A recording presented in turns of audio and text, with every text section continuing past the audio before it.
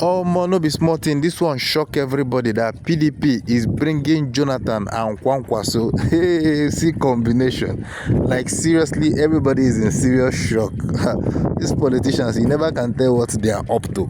Anyways, I would just like you to take your time and then look at this video. Rufai myself shocked at this interview.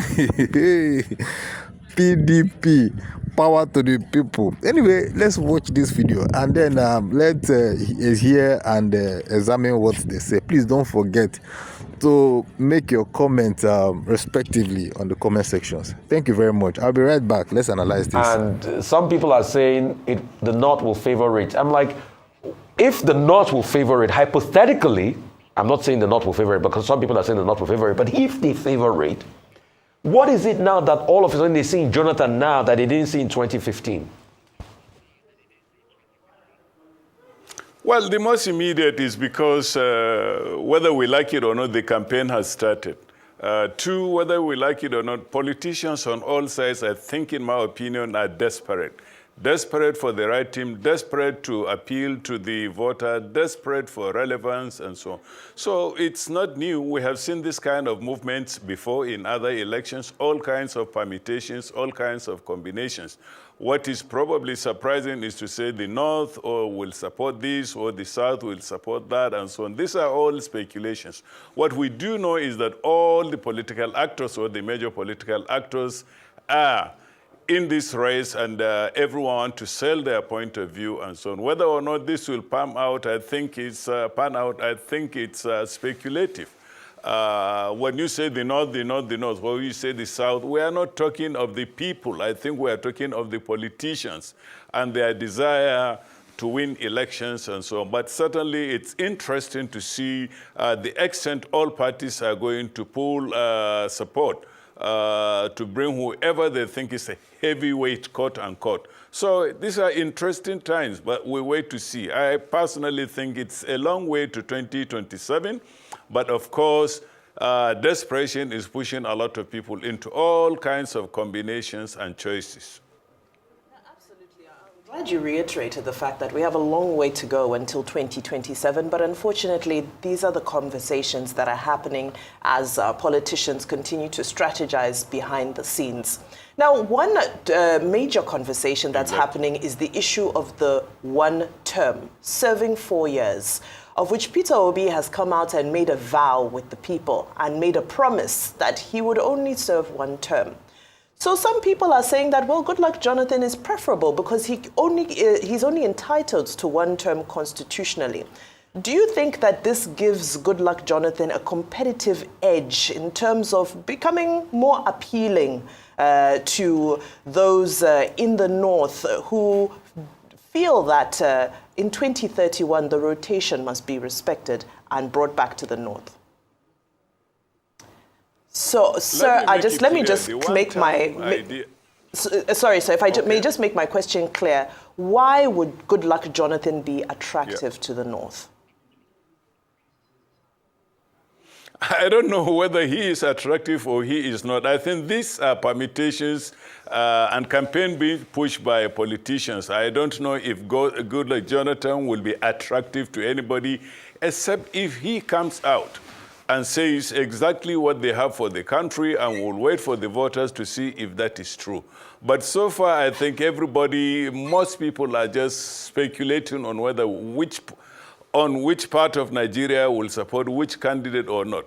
Well, Goodluck Jonathan, on the surface of it, is attractive. Why? Because over time, and especially since 2015, he has accumulated a number of positives. One, he gave up when he thought he lost the election quietly, and he had been living a quiet life, enjoying international recognition, being sent on missions overseas, and so on.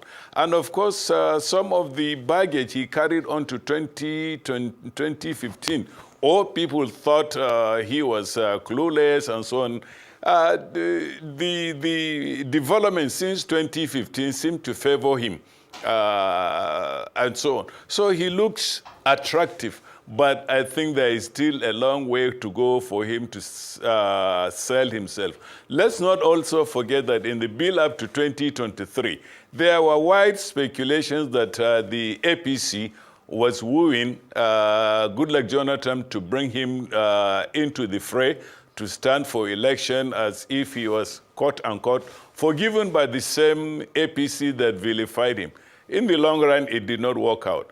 In the long run, he did not come out openly to say, yeah, he was interested in the position and so on. But, you know, Goodluck Jonathan will be a candidate, but of course he needs to do a lot more to sell himself, to offer himself as an alternative, to show that he's now different from the Goodluck Jonathan we knew, whether as a person or circumstances have turned out that some of the criticisms against him were simply political and so on. Well, anybody could be a candidate, but I think given the circumstances right now in the country, the difficulties people are facing, the challenging economic conditions, it will take a lot more for a politician, whether they are from the south, the north, or from the moon, to convince themselves, to convince the electorate that they are different, or that they offer a new alternative. But Prof. So the question is, what is it in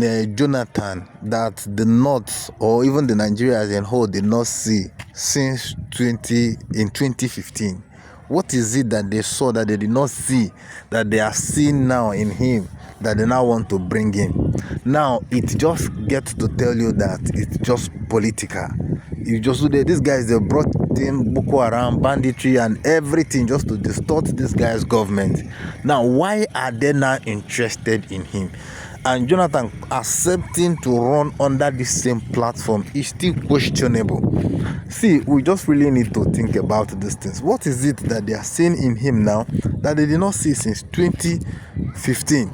And now they are now accepting him without fear or anything. When I tell people that politics is about interest, it's just about these guys they don't care about you, they don't care how you feel, they don't care. All they just want is to remain in power.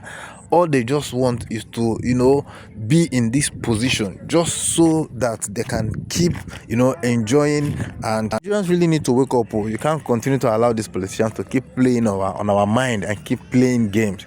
For Jonathan to even accept to run with KWAN KWASO, because now they are not feeling that, okay, yes, the best candidate, because they have seen that this guy has credibility. Jonathan is simple. And above all, Jonathan have one term to serve constitutionally. So they know that it's not going to give them any problem and all of that. So before you know, they will start demarketing Obi. Before you know, that's the marketing strategy. They are all looking for the best candidate among politicians. They will never cease to amaze person. I am telling you. Now, what do you think that is going to happen differently from what is happening in this country? What do you think that's going to happen differently? Because I still feel that if these cabals are able to bring in Jonathan, definitely they will still be controlling him. They will not still allow him to do what he's supposed to do at the right time. Another thing is that I think the North is just trying to sell Jonathan. Now, knowing fully well that constitutionally, yes, he has just one term to do. And if they come in through Jonathan, they can easily have access back to power. Yes, the North, they can easily have access back to power. Unlike when they allow Tinubu to get through his 2-term tenure, of course they know that it might be a bit difficult, because Tinubu is still going to be in charge of whoever that is still going to come on after him.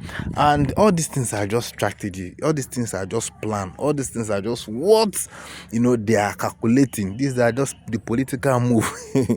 I'm telling you, these guys are scared of Tinubu, because they know that with Tinubu, and if Tinubu eventually finish his term and somebody succeed him, they are not going to smear any position again in this country. So they are trying everything by all means to demarket him and to bring somebody.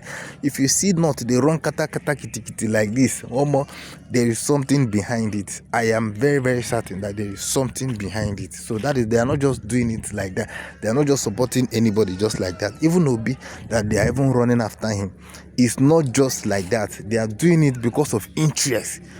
Yes, because of interest. One, the person that is going to second them, and two, that person will now draw back power. How they can be able to draw power back to the north again, so that they can continue to remain in charge. These are just the prospects, what people are just Anyway, let us know what you think about this development. Do you really think that Jonathan is going to accept this offer? Is it a very, very good combination, Jonathan KWAN KWASO, in 2027? Yes, Jonathan actually have one term constitutionally. Share your opinion with us in the comment section respectively. Thank you very much. See you in the next video.